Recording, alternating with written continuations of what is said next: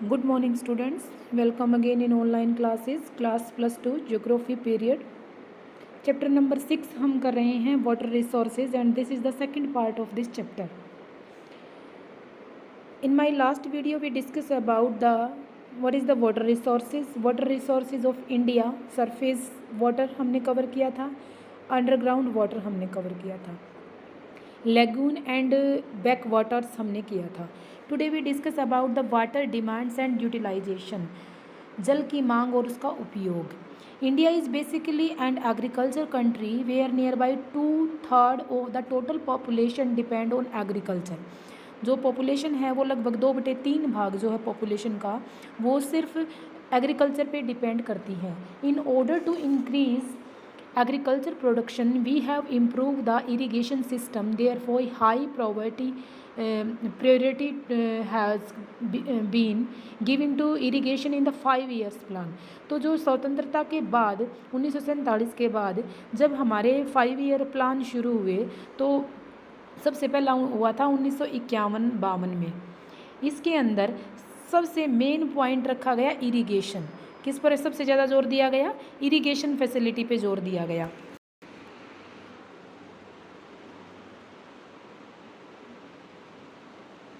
Irrigation facility पे जोर दिया गया कि सबसे अधिक हमें ज़रूरत है कि हमें इरिगेशन सिंचाई के ऊपर ध्यान देने की ज़रूरत है. सिंचाई अगर हमारी अच्छे तरीके से है तो ही हम आगे बढ़ पाएंगे. irrigation of 5 year plan and multi-purpose river valley project like the Bhakra Nangal, Hirakund, Damodar Valley, Nagarjuna Sagar, Indira Gandhi canal project, इन सब प्रोजेक्ट पर काम भी किया गया. जो 6.2 जो टेबल दी गई है ऊपर उसके अंदर ये सारी चीज़ें दिखाई भी गई हैं, कौन कौन से रिवर्स और कौन कौन से प्रोजेक्ट बनाए गए थे और उन प्रोजेक्ट को किस तरीके से चलाया जाना चाहिए. नेक्स्ट जो है इसके अंदर 6.2 में फिगर को हम एक बार करते हैं. Show the agriculture and the largest consumer of water. It accounts for 89% of the surface water and 92% of the ground water utilization. Domestic sectors will 9% utilization is the second largest consumer of the surface water, and while industry sector will 5% utilization in the second large consumption of the groundwater. However, share the agriculture in the total water consumption is likely reduce, and that is domestic and industrial sector with increasing the future as the development take place. तो हमने यहाँ देखा था कि total जो utilisation है या ground water का यूटिलाइजेशन है कम और सबसे ज़्यादा, वो इसी तरीके की चीज़ें हमने इसमें देखी. अब नीचे है जो मैप वर्क है, इस मैप के थ्रू हम रखते हैं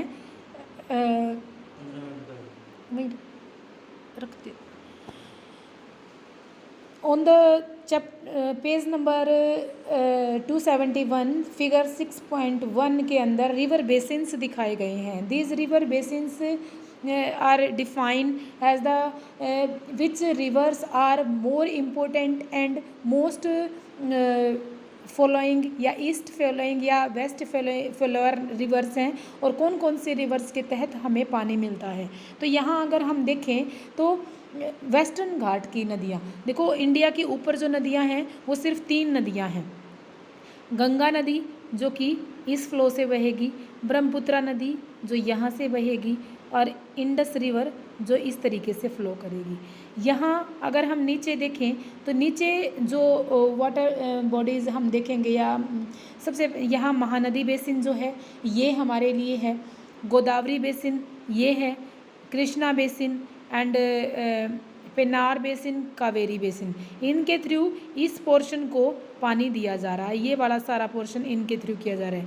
और वेस्टर्न फ्लो की तरफ, वेस्ट की तरफ मतलब अरेबियन सी की तरफ अगर जो नदी बह रही है, यहाँ सिर्फ नर्मदा एंड तापी 2 बेसिन दिए गए हैं. नर्मदा एंड तापी इन दोनों बेसिन्स के थ्रू यहाँ फ्लो किया जा रहा है. या कुछ यहाँ इंडस रिवर सिस्टम के थ्रू यहाँ पे भी इंडस रिवर सिस्टम का कुछ फ्लो यहाँ हमें दिखाई देगा. इसे नेक्स्ट पेज पे नेक्स्ट पॉइंट है demand of the water irrigation. In agriculture water is mainly used In agriculture, water is mainly used for the irrigation. Irrigation is the key of success of the Indian agriculture as it clear from the following points. कि भाई irrigation के हमारे लिए सिंचाई कितनी ज़रूरी है। नीचे कुछ पॉइंट्स को हम पढ़ेंगे जिसके थ्रू हम इजीली देख पाएंगे। Even spiritual distribution of the rainfall, जिस तरीके से आप देख सकते हो कि रेनफॉल हमारा बिल्कुल अनइवन है, मतलब एक समान नहीं है।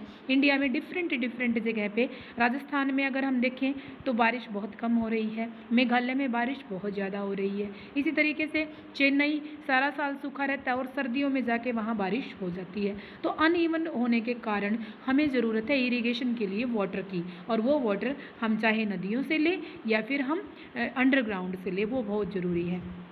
Uneven temporal distribution of rainfall, the temporal distribution of rainfall is also uneven. Rainfall is confined to be shortly duration, 3 से 4 महीनों तक ही हमें रेनी सीजन मिलता है।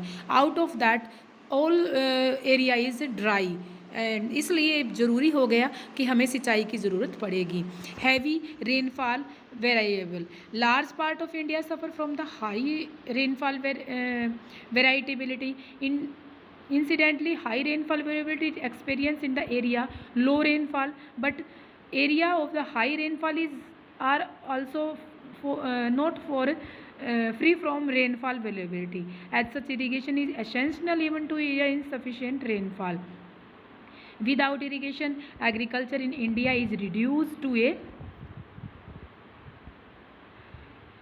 Gambler in the hands of monsoon through out A common phenomena in country. मतलब कह रहे हैं गैम्बलर यहाँ लिखा हुआ है ना, ये पॉइंट जैसे गैम्बलर ऑफ मानसून, इसका मतलब है मानसून का जुआ। एक इसका कहने का मतलब है कि जिस तरीके से अनइवन जो वाटर ये है, इसमें एक और है कि वर्षा की अनिश्चितता। हम बिल्कुल ये नहीं कह सकते कि बारिश बिल्कुल एग्जैक्ट पॉइंट पे आएगी। हम बिल्कुल भी ये नहीं कह सकते कि बारिश कभी बहुत जल्दी आ जाती है, कभी बहुत लेट हो जाता है। मॉनसून कई बार बहुत डिले हो जाता है और कई बार जल्दी आ जाता है। इन सब सिचुएशन के कारण जो किसान के लिए जो मॉनसून है वो एक जुआ हो गया है, मतलब जुए की तरह हो सकता है आ जाए, हो सकता है ना आए। इसलिए सूखा जो है वो इन कंट्रीज में, इन एरियो में देखा जाता है, इसलिए यहाँ इरिगेशन की ज़रूरत है। Uncertainty of rainfall in south west monsoon widely in the India is never uncertain, not ever uncertain, हमेशा अनसर्टेन ही रहती है। Not only arrive and withdrawal of the rainfall are uncertain, but also in country rhythm and intensity. Only irrigation can be provide security to agriculture and such as facility. जो वर्षा की अनिश्चितता है, दक्षिण पश्चिमी मानसूनों के द्वारा बहुत अधिक अनिश्चितता होती है। केवल वर्षा का आगमन और जाना, ये दोनों ही अनिश्चित नहीं है, बल्कि कितनी वर्षा होगी, कितनी तेज़ गति से होगी या कितने में होगी, इन सब चीज़ों में इसका अनइवन बना रहता है, निश्चितता नहीं होती। इसलिए इन उतार चढ़ावों को देखते हुए इंडिया के अंदर सिंचाई की ज़रूरत है। Nature of the scope, the crops, जो नेचर है क्रॉप्स का, मतलब कि फसलों की प्रकृति कैसी है। कोई फसल ऐसी है जिसमें जल की अधिकता की ज़रूरत है, चावल, गन्ना, जूट, ऐसी फसलों को जल की बहुत ज़्यादा सिंचाई की ज़रूरत होती है। तो इसलिए ये जो सिर्फ बारिश पर निर्भर नहीं रहा जा सकता। Next is the high yielding crops, the main elements of green revolution is the high, जो हाई yielding crops है, जो अच्छी क्वालिटी के बीज हैं जो ग्रीन रेवोल्यूशन ने हमें दिए हैं, उनको अगर हम देखें तो वो टोटली इरिगेशन पे डिपेंड कर रहे हैं, क्योंकि एक साल में 3 से 4 फसलें, 3 फसलें तो किसान उठा ही लेता है, और अगर मानसून पे डिपेंड करें तो 2 फसलों में ही 2 बार ही बारिश होती है। तो इसके लिए हमें इरिगेशन की ज़रूरत पड़ेगी। Long growing period, India has a long growing period from extent throughout the year. Provision of irrigation can make multiple cooperation possible. Long जो है लंबा वर्धन काल, इसको हम बोले, भारत में लंबा वर्धन काल पूरे भारत में रहता है। सिंचाई की सुविधा के बिना बहुफसली नहीं हो सकती। एक साल में एक या एक से अधिक फसलें उगाना ये पॉसिबल नहीं होगा अगर इरिगेशन की फैसिलिटी नहीं मिलेगी। And last is the increasing in productivity. अगर हमें प्रोडक्टिविटी उत्पादकता में अधिकता की ज़रूरत है तो हमें बहुत ज़्यादा ज़रूरत है कि सिंचाई के साधनों का विकास किया जाए। The next is the tubewell, well and tubewell irrigation. Well and tubewell irrigation का मतलब है, well and tubewell irrigation is done by using the ground water. Ground water का यूज़ हमें किया जाता है। Water and tubewell account of more than the half of the net irrigation area of the total Punjab and 51% in Haryana are the irrigated through the well and tubewell. India के अंदर लगभग 71.6% तो पंजाब का और 51.3% हरियाणा का जो एरिया है वो ट्यूबवेल और वेल के थ्रू ही, मतलब नलकूप लगाने के थ्रू ही इरिगेशन की जाती है। और ये यहाँ के लिए ज़रूरी भी है क्योंकि this show that this states utilise the large portion of the ground water potential. सबसे ज़्यादा अगर अंडरग्राउंड वाटर का यूज़ करते हैं। The share of the area irrigated through well and tubewell is also very high too in the state given in the table 6.3। 6.3 में table में दिया गया है। गुजरात में 86.6, राजस्थान 77.2, मध्य प्रदेश 66.7, उत्तर प्रदेश 58.21, वेस्ट बंगाल 57 एंड तमिलनाडु 54.7। इस तरीके से over exploitation of the ground water lead to our consequences as it's clear from the following points. अगर किसी तरीके से अगर हम देखें तो निम्नलिखित रूप से भूमि जल की समस्या हमारे सामने आती जा रही है कि कैसे इनको बचाया जाए, क्योंकि भूमिगत जल को यूज जो है वो इस तरीके से किया जा रहा है कि हम उनको बहुत ज़्यादा परसेंटेज में यूज़ कर रहे हैं। तो कौन कौन सी समस्याएं हमारे सामने आती हैं? This is depletion of the ground water resources and decline the ground water table. जो इससे भूमि जल खत्म हो रहा है और जो भूमि जल का स्तर है वो नीचे जाता जा रहा है। राजस्थान, महाराष्ट्र जैसे जो हैं वो some stick like Rajasthan it increasing fluoride concentration of the ground water. Fluoride का मतलब फ्लोराइड बहुत ज़्यादा हो रहा है भूमिगत जल में, जिसकी वजह से वेस्ट बंगाल और बिहार में सांखिया संकेंद्रण की वृद्धि हो रही है, या वहाँ एसिडिक इन पार्ट ऑफ, मतलब कि भूमि के अंदर नमक की प्रधानता ज़्यादा हो जाना, या उन भूमियों में जैसे हम खेतों में नॉर्मल देखते हैं ना, नूनी का लगना, नूनी बोलते हैं, नमक सा ऊपर आ जाना, ये ऐसे होती है कि वहाँ के क्षारीय या एसिड की हो जाती है प्रधानता, जिससे कि वहाँ पे बहुत ज़्यादा इरिगेशन पे फ़र्क पड़ता है। In addition in depletion of the ground water irrigation, intensive irrigation in the Punjab and Haryana, West Bengal, Uttar Pradesh, in increasing salinity in the soil, मतलब नमक की मात्रा उस मिट्टी के अंदर हो रही है। This adversely effect to produce several crops in the crops can not be tolerate in the saline. अब क्रॉप्स जो हैं उस नमक की मिट्टी को नहीं सहन कर पाते और जिसके कारण क्या होता है कि वहाँ बहुत ज़्यादा फसल के ऊपर असर पड़ता है। Next point is the emerging water problems. अब कौन कौन से संभावित जल समस्याएं हमारे सामने आती हैं? There are several problems regarding the water resources. The main problems of the water resources is availability, use, quality and management। ये 4 चीज़ें हैं जिसके अंदर हम देखते हैं भूमि उपलब्धता, उपयोग, गुणवत्ता और प्रबंध। ये चारों ही समस्याएं हमारे सामने आते हैं। यदि हम उपयोग की वर्तमान प्रवृत्ति को देखें तो इसका दुरुपयोग ज़्यादा हो रहा है। अगर आप अपने ही घर से अगर आप लगा के चलें कि जो काम आप 2 बकेट्स में या 2 बाल्टी में कर सकते थे, उसके लिए आप समरसेबल की पाइप्स को खुला ही छोड़े रखते हैं, तो अंडरग्राउंड वाटर तो ख़त्म होगा ही, इसी प्रॉब्लम्स का सामना करना पड़ेगा। अब नेक्स्ट आता है कि deterioration of the water quality. Water quality पे क्या असर पड़ता है? Water quality refers to the purity of the water और water without unwanted foreign substance. जो अंडरग्राउंड वाटर है, जल की गुणवत्ता से है, उसकी शुद्धता और उसके अनावश्यक बाहर बहना, ये दोनों ही चीज़ें हमारे लिए हानिकारक हैं। जैसे जैसे हम सूक्ष्म जीव, रासायनिक पदार्थ, औद्योगिक अन्य अपशिष्ट पदार्थों का प्रदूषण करते हैं, खेतों के अंदर हम ये चीज़ें लगाते हैं, micro organism, chemical fertiliser, industrial and other waste such as matter dictate the quality of water, वो वाटर की क्वालिटी को गिरा रही हैं, render it unfit for human use के लिए वो अनफिट है।